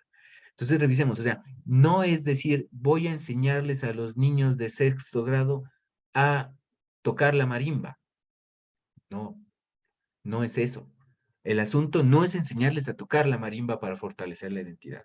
El asunto, chicos y chicas, y a lo que les invito yo, es a enseñarles a los chicos de sexto grado el significado que tiene para las comunidades afro el sonido de la marimba, que es totalmente distinto. Ustedes me pueden enseñar a tocar marimba a mí, pero eso no me hace afro. ¿Qué es lo que hace que el sonido de la marimba sea afro? Que les pertenezca al pueblo afro. Es el significado que la cultura le da. ¿Listo? Y en este caso el signo es la marimba. Marimba, ustedes saben que es una marimba, yo sé que es una marimba, pero el significado es diferente para ustedes que para mí. Y ese significado es lo que hace que esa marimba pertenezca a su cultura y que esa marimba, si bien la puedo tener aquí, yo puedo tener una marimba aquí, pero no es para mí un elemento fundamental de mi cultura o primordial de mi cultura, porque no tiene un significado más allá que un instrumento musical. ¿Listo? Entonces lo mismo pasa, las sillas en donde nos sentamos a comer. ¿Listo? La disposición del comedor es un elemento cultural, es un signo cultural, que para nosotros puede tener un significado, para ustedes puede tener otro significado. ¿Listo? Entonces, por ejemplo, comer pescado. Para nosotros comer pescado en Semana Santa es una gloria, pues es la época en que podemos comer pescado, porque generalmente nuestra continuidad es un poquito más complicado. ¿Listo? Dentro de la comunidad afro, comer pescado, más allá de que sea el producto que se necesita para la subsistencia, tiene un significado cultural. Es la invitación a comer. Y de la comida se habla, se charla, se cuentan chismes, pero también se construye conocimiento a veces. ¿Listo? Entonces miren que la cultura termina siendo eso, la construcción de significados. Entonces no es el currulao, no es enseñarle a los chicos y a los niños y a las niñas a bailar currulao. Es enseñarle a los niños y a las niñas qué significa para la cultura afro el currulao. Entonces, desde la semiótica y desde la teoría semiótica de la cultura, más allá de cualquier otra definición, la cultura es la diferencia. Por eso me gustó mucho esa definición que dio alguien, al principio lo mencionó. La cultura es aquello que nos hace diferentes. ¿Listo? Entonces, la cultura es la diferencia, es lo que nos diferencia de los demás. La cultura son esos modos distintos en que cada uno de nosotros nos vemos y nos comprendemos, y que colectivamente, ¿sí? Esa visión y esa forma de comprender el mundo, ¿listo? Se termina, perdón, se me fue la palabra, se termina compartiendo, ¿listo? Y transmitiendo de generación en generación, y se opone a otras formas de ver y comprender el mundo. La cultura afro, ¿sí? Es opuesta o tiene elementos que se oponen a la forma de ver el mundo y a la forma de comprender, por ejemplo, la naturaleza. Para los pueblos afro, la relación con el medio ambiente es muy diferente a la relación que tiene el capitalismo o los pueblos occidentales con respecto al medio ambiente. Para los occidentales, el medio ambiente es de donde sacan y hay que explotar la tierra. ¿Listo? Para las culturas afro, la tierra es otra cosa, el territorio es otra cosa. ¿Sí? Es vida, es la vida misma. ¿Listo? ¿Qué hace esto? ¿Qué generan estas formas de ver y comprender el mundo colectivas? Generan identidades sociales. ¿Listo? Identidades sociales que generan una relación entre quién soy yo y quiénes son los otros. ¿Quién soy yo y quiénes somos nosotros? Son las preguntas fundamentales que tenemos que plantearnos. Yo creo que a estas alturas de la vida, muy pocas veces alguno de nosotros, alguna de ustedes, se ha planteado y se ha preguntado quién soy yo. Y mucho menos se ha planteado la pregunta quiénes somos nosotros. Algunos autores en educación dicen que la pregunta fundamental que debe responder la educación, lo primero que debe enseñar la educación, ¿sí? Lo primero que nos deben enseñar la escuela, que no es a leer y a escribir, lo primero que nos deben enseñar a nosotros es a preguntarnos y a responder la pregunta quién soy y quiénes somos. Cuando sepamos quiénes somos, entonces ahí vamos a tener educación. Porque entonces ahí es que vamos a ver nosotros qué tan necesario es aprender a leer o aprender a escribir. ¿Para qué aprendo a leer? ¿Para qué aprendo a escribir? Creo que ninguno nos hemos hecho ese tipo de preguntas, ¿no? Que son muy filosóficas quizá. ¿No? Ninguno nos hemos preguntado, bueno, ¿yo para qué aprendí a escribir o a leer? Listo, para comunicarme, pero además de comunicarme, la lectura y la escritura tienen otra función. ¿Qué me permite la lectura y la escritura? Entonces llegan los poetas y la lectura y la escritura me permite a mí expresar mis sentimientos. ¿Listo? Entonces llegan los periodistas y dicen, no, la lectura y la escritura a mí me permite comunicar una noticia.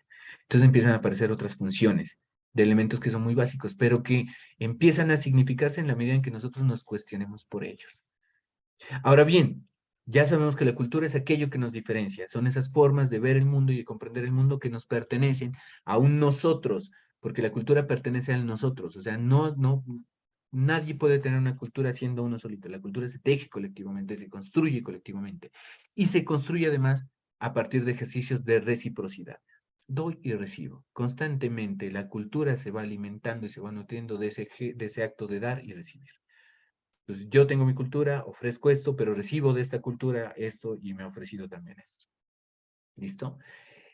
En este caso, esa reciprocidad termina generando que ese yo que nos identifica, o sea, yo, María Wilfredo, se define a partir de nosotros. Yo no soy yo porque quiero ser yo, porque yo lo dije. No, yo soy yo porque hay un colectivo que me transmitió unos saberes, unos conocimientos, unas formas de hacer las cosas, unas formas de ver el mundo que me permiten definirme a mí como persona. El yo se desdibuja, se pierde en la cultura. Y el yo se convierte en un nosotros. ¿Listo? Y ese yo, que es un nosotros, se delimita, o sea, genera sus límites, genera identidad, porque la identidad, más allá de decir que es aquello que soy, la identidad es aquello que genera límites con respecto a lo que no soy realmente. Entonces, la identidad es eso que nosotros planteamos en referencia a los demás, al ellos, a los demás, a los otros. ¿Listo? Entonces, ¿qué es lo que, y esta pregunta sí quiero dejárselas a ustedes como reflexión. Yo no sé si todavía están porque la conversación me tomé este espacio así muy teórico, disculpen, no suelo hacer esto, pero sí me parecía importante hacer esta revisión del concepto de cultura. ¿Qué es lo que nos diferencia entonces? ¿Qué es lo que hace a los pueblos negros? ¿O qué es lo que hace a las negritudes? A los negros ser negro. No es el color de piel, porque eso sería la raza. Y con el tema de raza, debemos empezar a superar ese debate. La raza como tal no tiene que ver con el color de piel. Entonces, ¿qué es lo que hacen los negros ser negros? ¿Ustedes qué dicen? Si están por allí y ojalá estén y no se me hayan ido. Y ojalá les haya parecido interesante lo que charle. Profe, pues yo digo Profe. Deli primero. pues la cultura, profe, que nos diferencia de otras culturas. Por ejemplo, miren, los negros, pues somos, la mayoría, pues buenos para bailar salsa. Entonces, eso nos diferencia a veces de otras personas y de otras culturas. Bien, perfecto. Muy bien. ¿Quién más? Sí. Edwin. Profe, ahí anexando pues, lo que dice la compañera, Edwin primero, ajá. o sea, puede decir que es su identidad cultural como tal, ¿no? Sí. Pero, ¿cuál es la identidad cultural de los pueblos negros? O sea, ¿qué es lo que dice yo soy negro? Yo podría decir que yo soy negro, así no tenga el color de piel de ustedes. Y bueno, digo de ustedes con todo el respeto, ¿no? Y el cariño. Profe, Hablo para distinguirme, ¿no? Diga. profe, Sí, Elmer. Profe, haciendo un aporte ahí respecto a lo que dice la compañera, considero yo que lo que nos hace nosotros ser negros, en primer lugar, es nuestra historia, nuestro recorrido que tenemos, además de características físicas, como lo son los labios gruesos, nuestro pelo, pues, quieto, como le dicen, pelo duro, nuestra energía que tenemos, nuestra fuerza, nuestro carisma, la manera de nosotros, por ejemplo, destacarnos tanto en el movimiento, el baile, entre otras cosas. Muy bien, Elber. Buenas, ¿Alguien profe. más? Leteiner, Castillo. José Lesdeiner. Bueno, lo que nos hace tener claro en cuanto a la cuestión de la cultura y de nuestra identidad es las manifestaciones, la forma como nosotros demostramos la cultura, la forma como la llevamos por dentro, la forma como esa cultura se vuelve propia de nosotros, la sentimos en el baile, en el caminar, en la gastronomía, en la energía, como decían los compañeros anteriormente, que que uno irradia, que es contagiosa para personas de otras culturas y de otras razas. Muy bien, correcto, correcto, muy bien. Chicos y chicas, recuerdan que yo les planteé al principio, porque yo ya terminé ya de hablar, que hablé mucho y les agradezco, ¿no? Muchísimo por haberme escuchado. Ojalá esta conversación les quede como una reflexión a ustedes, ¿no? Con respecto a sus temas de investigación. A mí me interesa esto, que ustedes le lleven a los temas de investigación, o sea, que digan, bueno, listo, vamos a enseñar la medicina tradicional con los estudiantes de quinto grado de la institución educativa X allá en Barbacoa. ¿Listo? Pero entonces, más que enseñarles la medicina tradicional, vamos a intentar que nuestros estudiantes aprendan el significado que tiene para la comunidad, para los pueblos negros, para los pueblos afrocolombianos, afronariñenses en este caso, la medicina tradicional. Pues ustedes me pueden enseñar a mí a hacer un agua de hierbas, de alguna hierba, listo, que es benéfica para el estómago. Todo el estómago, listo, hágase esa agüita, listo. Yo la aprendo. Pero ahí no estoy fortaleciendo la cultura. La cultura la fortalezco cuando ustedes me dicen, bien, hágase esta agüita que le va a hacer bien para el estómago. ¿Por qué? Porque a través de la historia de los pueblos negros, esta hoja se encontraba en tal parte, la recolectamos en tal parte, la recogemos de esta manera, la sembramos y la cosechamos de esta otra forma. Y todo eso hace que nosotros podamos decir que sirve para sanar. No es enseñar la medicina tradicional, no. Es enseñar el significado que tiene la medicina tradicional. No es enseñar las palabras afro o que tienen un origen africano. Es enseñar el significado que tienen para ustedes, para la cultura, esas construcciones. No es enseñar, yo puedo hacer la receta del pusandao. Ustedes me pueden decir, el pusandao lleva, y este es un buen ejemplo, de hecho. Ustedes me pueden decir a mí, el pusandao lleva estos ingredientes. Ya, me hacen una lista. Y se prepara de esta manera. Entonces se pone primero esto, luego esto, durante 40, 50 minutos, una hora, listo. Y después de esto usted ya le echa silangua, listo, todo eso, y lo prueba y le queda el pusandao. Me lo pueden enseñar. Entonces, ¿cuál sería entonces la diferencia entre el pusandao que yo haga y el pusandao que hacen allá, en Barbacoas? ¿Cuál creen ustedes que es la diferencia? Profe, pues yo considero que con diferencia no hay, porque la comida no tiene que ver con nada con cultura de la sierra o cultura barbacoana, sería la misma comida. Profe, considero que hay una gran diferencia. Profe, bueno, ¿me Sí, escucha?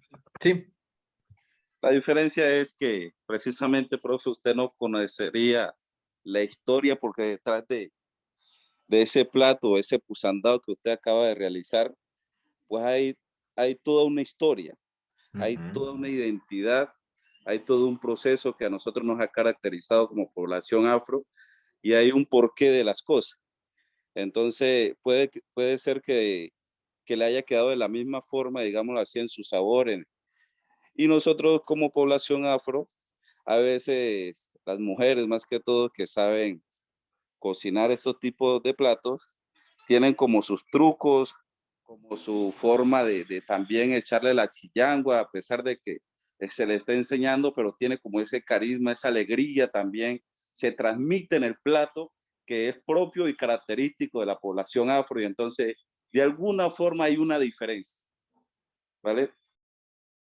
De acuerdo. Profe, también quería aportarle, siguiendo con lo que dice el compañero, claro que hay una gran diferencia porque el pusandado para nosotros es como recordar ese proceso que se vivió de resistencia, donde pues nuestros ancestros se reunían y en este tipo de actividades que era el de preparar este plato que nos identifica, ahí era donde se utilizaba el espacio para fortalecer también a través de la oralidad todos estos rasgos, estos que hoy hemos heredado nosotros, todas estas manifestaciones culturales. Entonces creo que usted de pronto no lo entendería en la medida de que ahí hay una historia, como decía el compañero antes, que se cuenta y usted lo tomaría más que todo como un plato peculiar que le están enseñando a preparar. Entonces, más, es como decir, es ir más allá de lo que cuenta la receta, es como decir la tradición que tiene para nosotros y la importancia del plato. Correcto, muy bien. Aquí resumo lo que decía Robert. Listo, Robert, de acuerdo.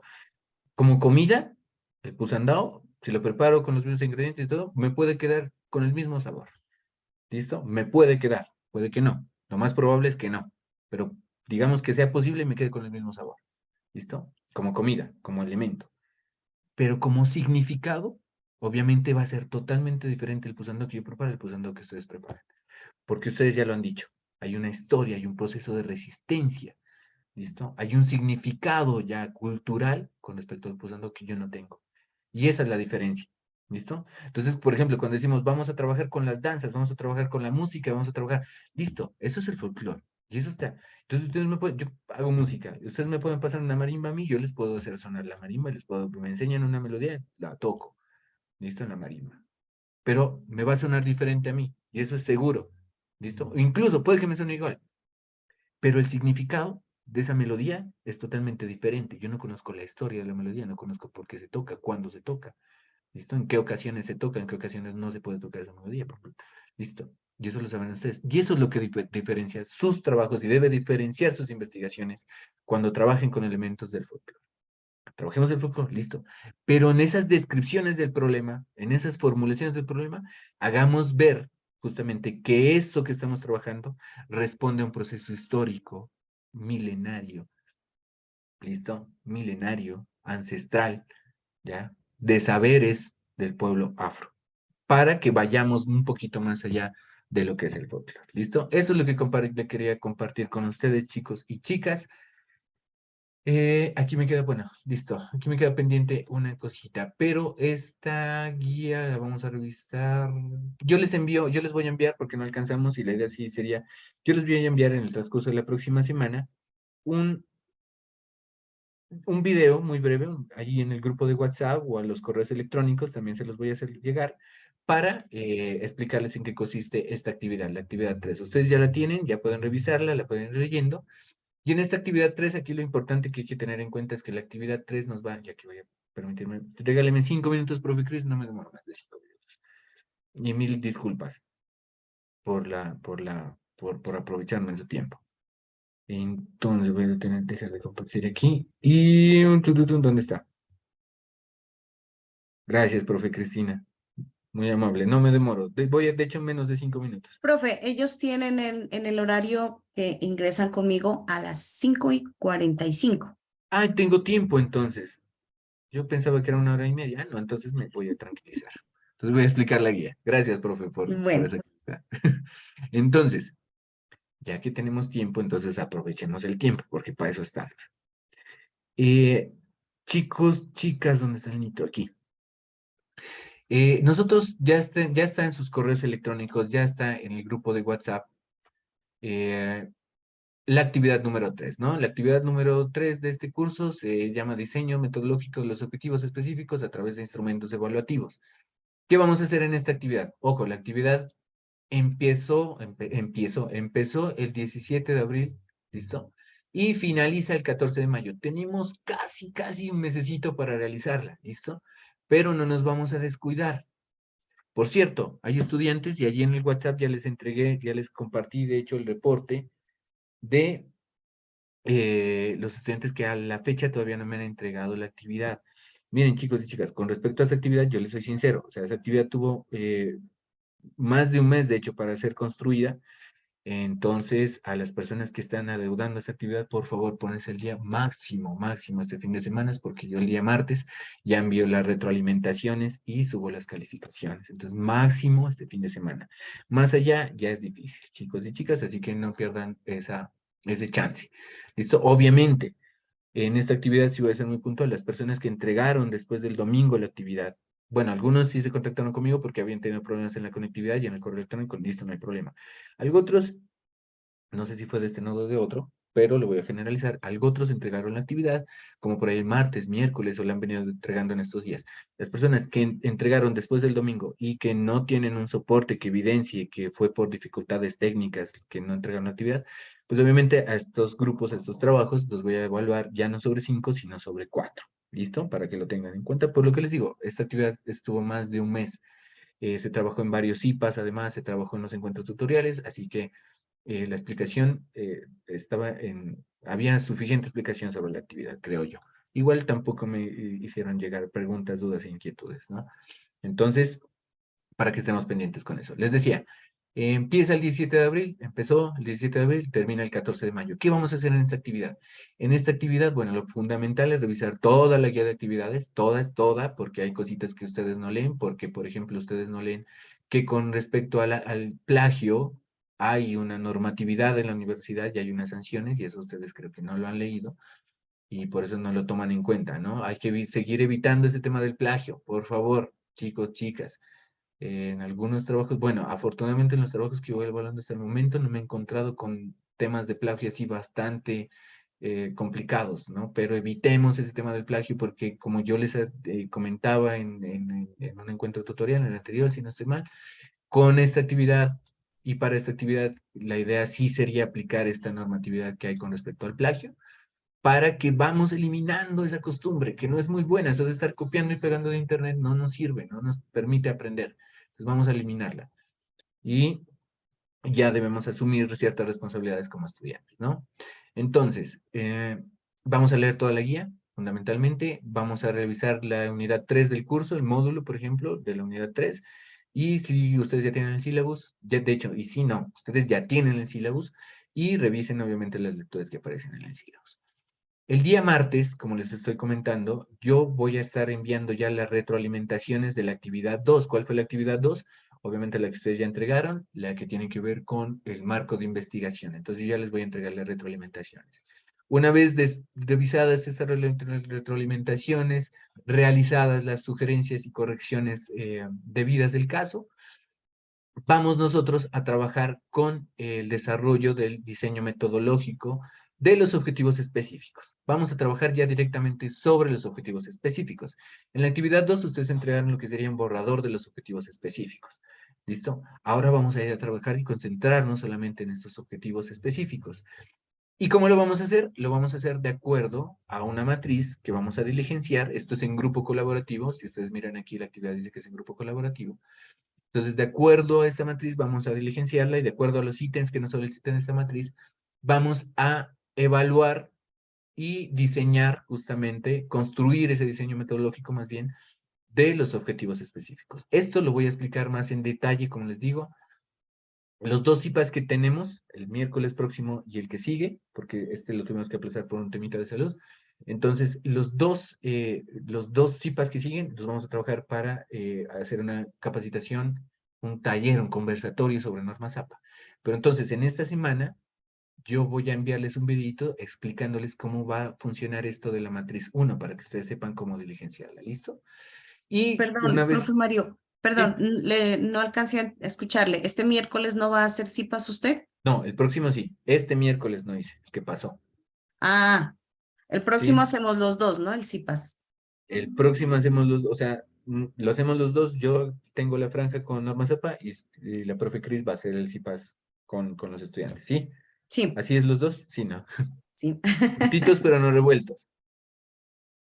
¿Sí o no?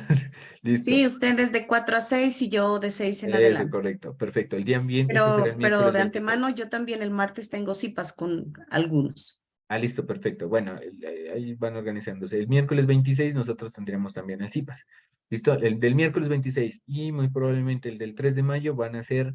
Ah, no, el 3 de mayo no me comprometo a hacer CIPAS. Tengo que aplazarlo. Al 10 de mayo, 26 y 10 de mayo, vamos a hacer un taller, un conversatorio sobre normas APA. Bueno, eso tenemos que organizar. Entonces, les decía, en la semana sí les envío ya una explicación sobre cómo vamos a diligenciar esta matriz número 1, ¿listo? Para desarrollar la actividad. ¿Qué me van a entregar ustedes? Un documento que incluya una portada, una introducción, la matriz 1 diligenciada, unas conclusiones y una bibliografía, ¿listo? Este trabajo es grupal. Como les digo, yo en la semana les estaré enviando ya una explicación sobre la matriz número 1 y cómo diligenciar. La matriz número 1 es esta que aparece aquí en pantalla, que les dejo aquí. ¿Listo? Entonces, para que la vayan revisando todavía, como les digo, todavía no tenemos, ustedes no cuentan con la explicación de cómo diligenciar esta matriz, porque no quiero confundirlos y quiero hacerles un material ya específico para diligenciar esta matriz que ustedes ya puedan desarrollar y muy puntualmente poder diligenciar. ¿Listo, chicos y chicas? ¿Comprendido? ¿Dudas, preguntas, inquietudes, invitaciones a tomar café? Chicos, chicas, recuerden que conmigo, si ustedes necesitan asesoría con respecto al tema de investigación, a lo que vienen trabajando, he tenido la oportunidad de reunirme con algunos me han enviado avances, me estuvieron enviando avances, ahora voy a enviarles yo la retroalimentación de la actividad número 2, y con eso ustedes van a hacer las correcciones y vamos a ir delimitando ese tema de investigación. ¿Listo? ¿Dudas, preguntas, inquietudes, chicos y chicas? Profe, de antemano, José. muchísimas gracias. Nosotros, mi grupo, igual las asesorías, porque pues igual usted tocó el tema de las plantas medicinales y pues igual estuvo bien traída a colación la sugerencia pues de tener en cuenta la importancia que, o sea, que tiene para nosotros, para transmitirle a los estudiantes la importancia de lo de las plantas medicinales. No solamente es que aprendamos, que ellos aprendan cuáles son los beneficios que tienen cada una de estas pócimas que se pueden preparar, sino la importancia que ha tenido a través de la historia para nuestra cultura las plantas medicinales, allá de donde creo que usted nos quiere llevar y que debe apuntar nuestra investigación. Claro, los temas de investigación que construyen ustedes o que han construido ustedes generen significados con los estudiantes. Si van a trabajar con grados quinto, sexto, en cualquier contexto educativo. Lo importante no es enseñarles a bailar un bambuco viejo o un curulao, o enseñarles a preparar una medicina tradicional, una agüita de hierbas. Lo importante no es enseñarles a preparar el pusandao, lo importante no es enseñarles a hacer de las trenzas, lo importante es enseñar el significado que tienen todos esos elementos que hacen parte del folclore. Entonces vamos a ir más allá del folclore, a darles un significado ya cultural. Esa es la idea. Gracias, José, por el comentario. ¿Alguien más, chicos, chicas?